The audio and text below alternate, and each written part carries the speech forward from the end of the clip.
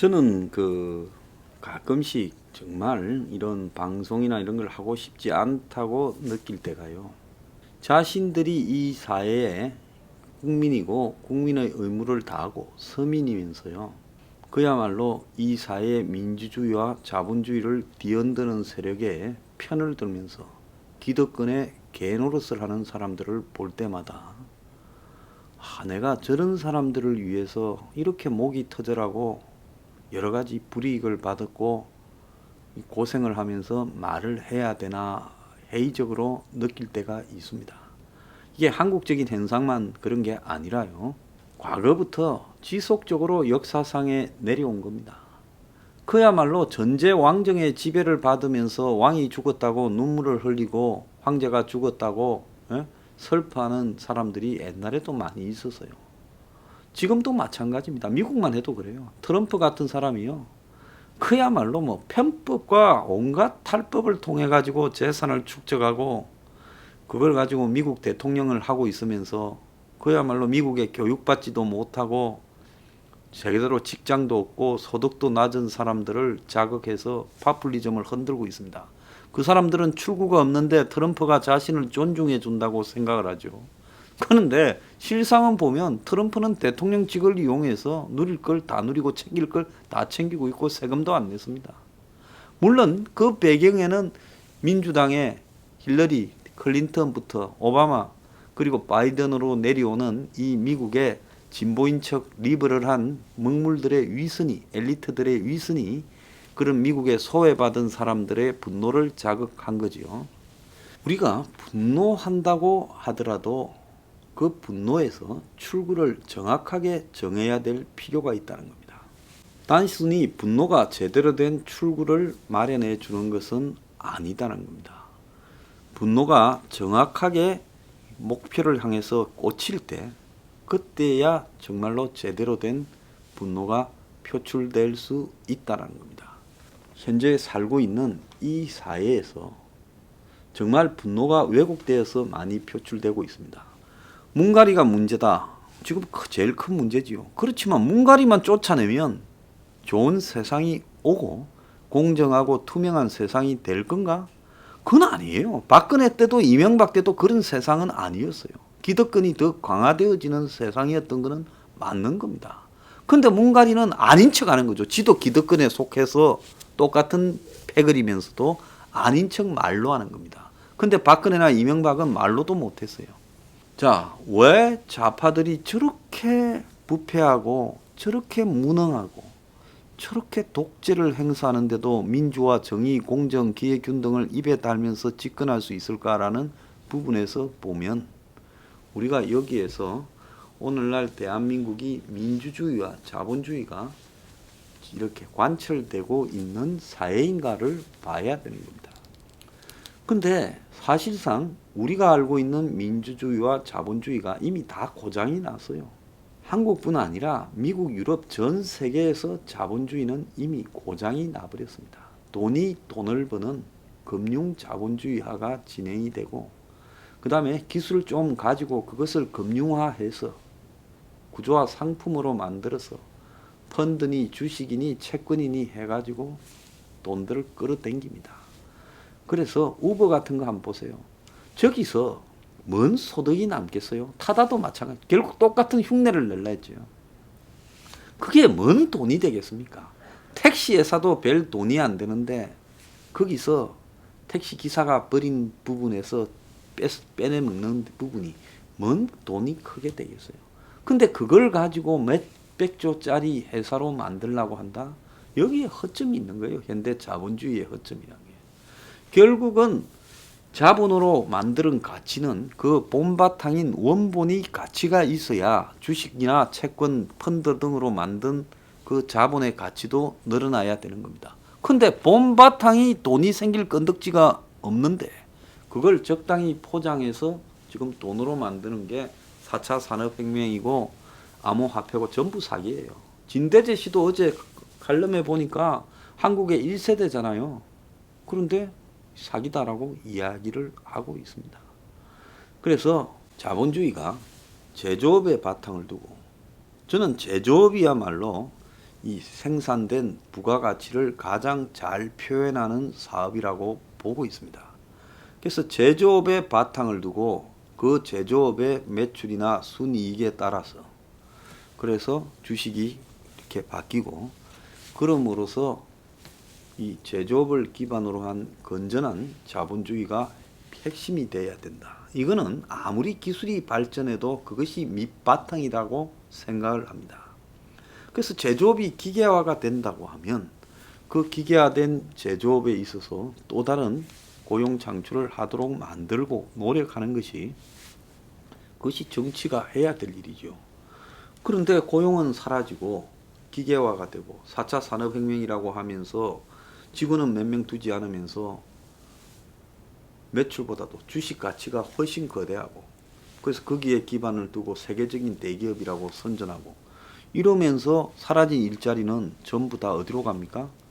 그냥 서비스업의 저임금 일자리만 온 세상에 난무합니다. 근데 그 서비스업의 저임금 일자리는 안정적이지도 못하고 갈수록 경쟁이 심해서 낮아지고 있고, 임금은. 그러니까 코로나 같은 위기가 오면 다 먹고 살지 못하는 위기에 지금 놓여버리는 거예요. 미국도 그렇고 유럽도 그렇고 한국도 그렇습니다. 그래서 이런 자본주의는 이제 한계에 왔다는 거죠. 왜? 자본을 중심으로만 생각을 해서 돈이 많은 사람이 자신한테 유리하게 법과 제도를 만드는 거 아니겠어요? 미국도 지금 당장 구글이나 또 페이스북이나 아마존이나 알파벳이나 이런 회사들한테 전부 뭘 해야 되겠습니까? 애플이나 독점에 대해서 세금을 세게 때리고 규제를 해야 되죠. 그런데 과거에 미국이 100년 전에는, 110년 전에는 미국의 시어도 루스벨트 대통령이 이 셔먼법 같은 걸 만들어 가지고요, 반독점을 법으로 만들어서 적어도 그 시대에 맞는 계획이라도 했지만은 이제 이런 대규모 기술 기업에 대해서 이걸 독점을 제한하는 법들조차도 만들지 못하고 있습니다. 미국만 그렇습니까? 한국을 한번 보십시오. 한국의 뭐 민주당이 무슨 경제 3법을 만들어서 크게 무슨 기업 활동을 압박하는 척 하지만은 사실은 그것 논리 자체가 웃기는 부분이고요. 역대 정권들이 한국의 특정 재벌의 로비로 망하고 무너지고 깜빵 가고 그 짓을 반복하고 있는데도 시정이 안 되고 있지 않습니까? 사실은 이 자본이 약하고 정치가 자본을 주무르는 척 보이지만 이거 눈앞에 보이는 쇼예요. 실제로는 보면 자본이 정권을 갖다가 무너뜨리고 그리고 또 무사하게 빠져나와서 할보하면서 또 무너뜨리고 하는 일들이 반복되고 있는 거예요. 그래서 한국도 완전히 잘못된 슈퍼 자본주의, 자본이 정치 머리 위에서 마음대로 주무르는 이런 단계에 도달했다는 겁니다. 그러면 민주주의는 그러면 자본 밑에서 어떻게 됩니까? 자본이 시키는 대로 심부름이나 하는 이런 민주주의로 전락을 했다는 거예요. 그리고 민주주의라는 부분은 결국은 기득권들이 자신들의 이익을 강화하는 쪽으로만 이 민주주의를 악용하는 거죠. 투표로 해서 국회의원을 뽑고 투표로 대통령을 뽑는 것처럼 보이지만은 실제로 거기에 왜곡이 있죠. 지역 감정을 결부시켜서 A 아니면 B 둘 중에 뽑아. 그럼 나는 경상도니까 B 뽑아야지. 난 전라도니까 A 뽑아야지. 자, 이렇게 가죠. 또 거기에 나이 세대까지 끼어듭니다. 나는 20대니까 30대니까 A 뽑아야지. 나는 60대 70대니까 B 뽑아야지. 여러분 투표 행태가 그렇지 않습니까? 그러면서 뭐라 해요? 저놈을 안 시키기 위해서 이놈 뽑는다고 이야기하지 이놈이 좋아서 이놈 뽑는다고 말은 안 하지 않습니까? 김종인이가 노동위원회를 이야기를 합니다. 그러면서 한편으로는 또 반경제법에 3법에 찬성해 주겠다고 합니다. 자, 김종인의 그럼 정체성은 뭐냐? 저는 저 사람 본인도 자신의 정체성을 모르고요. 말로는 경제민주화의 상징인 것처럼 해요. 그런데 자, 경제민주화라고 이야기하면서 그것이 지금 이 코로나로 전체 경제가 무너지는 상황에서의 김종인식 경제민주화는 뭐냐라고 본인 스스로 국민 앞에 한 번도 설명한 적이 없어요. 저는 지금 독과점이라도 다 철저하게 규제해서 그래도 국민이 지출하는 소비 가격이라도 낮춰야 된다라고 말하지 않습니까? 대신에 재벌들에 대해서 재벌이라고 미워하지 말고 준조세를 때리지 말자. 종류만 90종으로 5년간에 100조였다고 하지 않습니까? 수질 개선 부담금, 생태계 보증금 이런 온갖 부담금이 준조세로 나오고 코로나로 기업들이 힘드니까 줄여야 돼. 저는 아예 없애버려야 된다고 봐요. 뭔 준조세가 필요합니까? 그리고 해외 나간 기업들 들어오면 땅을 공짜로라도 주고요. 그 다음에 세금도 감면시켜주고 민노총을 해체해서 노조의 위험에서 풀어줘야 된다. 기업에 대해서 이것만 해줘도요 되는 겁니다. 그럼 다 돌아오게 돼 있어요. 요즘 외국 나가서 기업하는 게 코로나로 얼마나 불안한가. 베트남에 삼성이 제대로 들어가지도 못했다고 하지 않습니까? 그러니까 해외에서 기업하는 거는 위기가 오면 내 기업이 아닌 거예요.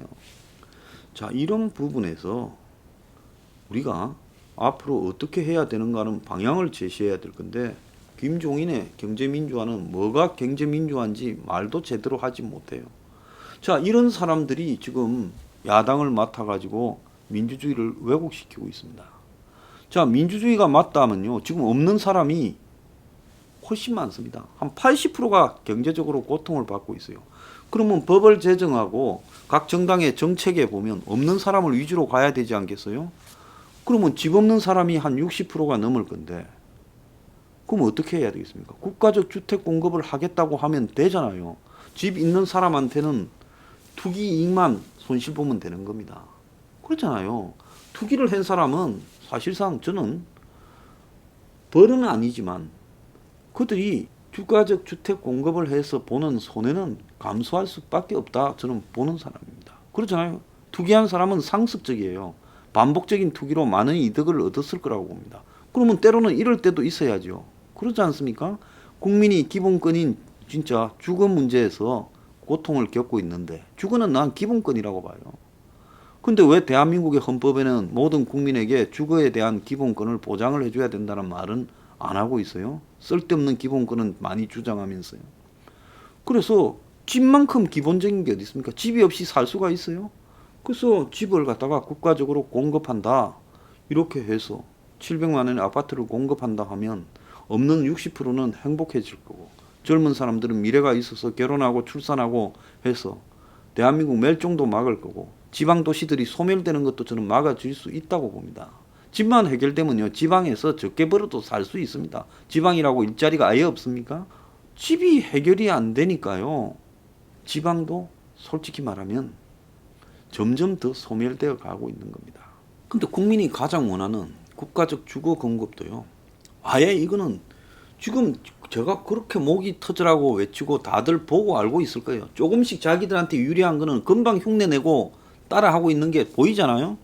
근데 주거 문제는 다 입을 닫고 있어요. 민주당 저자들도 입을 닫고 있고 국민의 진당도 닫고 있어요. 대학교 입시를 시험만으로 간다. 그것도 입 다 닫고 있어요. 로스쿨 없애라도 입 다 닫고 있어요. 의사들도 그냥 의대로만 가라는 것도 입 다 닫고 있어요. 지자체 없애버리자는 것도 입 다 닫고 있어요. 왜 그런다고 보십니까?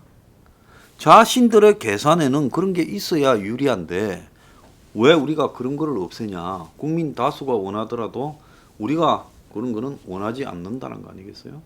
그러면서 주거 문제에 대한 별의별 논리를 해괴한 논리를 보수 언론이나 기득권들이 이렇게 설파합니다. 그리고 좌파 언론도 침묵하고 있어요. 왜? 저것들도 덕을 보는 놈들입니까? 뭔 논리입니까? 주거는 시장에 맡겨야 된다. 그래서 필요한 쪽에 많이 지으면 된다. 아니 많이 지으면 해결돼요? 건설회사가 많이 지으면 값이 싸집니까? 투기판이 더 열리지요. 뻔한 거짓말을 하고 있어요. 자, 이 진실은 뭐겠습니까? 민주주의는 소수가 독점해서 민주주의에 대한 가치를 왜곡시켜서 전파하는 게 진실이냐 받아들여지고 있다. 이것이 지금 대한민국의 민주주의의 위기 아니겠습니까? 지자체 저거요. 건달 양성소지요. 그리고 솔직히 말하면 시장이니 도지사니 저 된 것들 전부 돈을 엄청나게 낭비하고 있지요.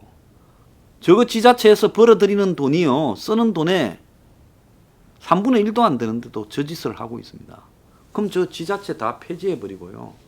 시민들로 무보수 명예직으로 야간에 감시기구만 만들고 나머지는 공무원 임명하는 게 저런 행태보다는 훨씬 나을 겁니다. 거기 들어가는 돈으로요. 각 시도나 기자체에 있는 불쌍한 사람들 지원 예산으로만 써도 자살을 대다수 예방할 수 있을 겁니다. 근데 지자체 없애자 소리를 안 하지 않습니까? 정치권에. 죽어도 안 하겠죠. 왜? 지자체를 놔둬야 거기 들어가는 놈들이 나한테 인사도 하고 선거운동도 하고 봉투도 갖다 주고 내 쫄병들인데 그걸 없애자 하면 되냐. 그렇지 않습니까? 그리고 지자체를 만들어놔야 거기서 돈 빼먹을 때 나한테도 온다. 이거 아니겠어요? 그리고 지자체 돈을 막 써서 그 돈으로 대선도 가고 하는데 왜 지자체 없애냐. 그거 아니겠습니까? 그래서 제가 말씀드리고 싶은 거는 이제 대한민국의 민주주의 이게 정상으로 돌아가지 않습니다. 자본주의, 왜곡된 자본주의 이것도 정상으로 돌아갈 수가 없어요. 왜? 근본적으로 이 세팅이 잘못되어서 틀린 내용으로 갖춰져 있다는 겁니다. 그러면 이걸 어떻게 바로잡느냐? 제가 서포 15조에서요. 이 세계적으로 민주주의와 자본주의가 다 왜곡되었다. 기득권에 의해서 전부 왜곡되어서 이제 가면 갈수록 민주주의나 자본주의가 더 폐해적인 요소만 드러나면서 아마 각 나라마다 경제적인 어려움 속에서 소수 상류 기득권층만 부유하게 살고 하지 나머지는 큰 고통을 겪게 할 것이다. 이것을 근본적으로 바로 잡아야 된다. 어떻게 바로 잡느냐. 그것을 서포 15조에 제가 담았습니다. 그래서 사회적 합의가 새로 이루어져 가지고 민주주의의 틀과 자본주의의 틀을 새로 만들어야 된다는 겁니다. 그래서 세상에 유효 수명이 있어요. 만들어졌을 때는 그럴싸했지만은 영국 귀족들이 민주주의 보통 자유투표를 하게 됨으로써 우리가 권한 다 잃는 게 아닌가 했지만 새로운 귀족들이 만들어져 가지고 지금 다시 권한을 유지하면서 살고 있는 것은 뭐냐. 민주주의 하에서 그 약점을 이용해서 살아남는 것을 다 배웠다는 거야. 그래서 전통 귀족이 없어지고 새로운 귀족이 그 자리에서 과거의 노예 대신에 새로운 노예를 부리고 있는 겁니다. 우리가 이 부분을요 극복하지 못하면 우리는 영원히 노예로 사는 겁니다. 지금 대한민국은 새로운 귀족과 이 새로운 노예들로 가득 차 있어요. 세상이 어떻게 변하고 어디로 가고 있는가, 그리고 우리는 무엇을 해야 할 것인가, 이런 내용들이 이 책에 담겨 있습니다. 이 서포 15조가 그야말로 파도가 치고 태풍이 부는 이 세상에서 여러분들이 안전하게 이 항구로 무사히 살아서 도착할 수 있는 그런 보호막이 되기를 바라는 심정으로 이 책을 썼습니다. 자, 여러분들이 이 책을요 잘 숙지하고 또 이 책에서 나온 내용을 가지고 전부가 공감대를 형성하면서 같은 생각을 가져야 똑같이 같은 노력으로 변화하는 새로운 세상도 만들어낼 수 있다. 이렇게 생각합니다.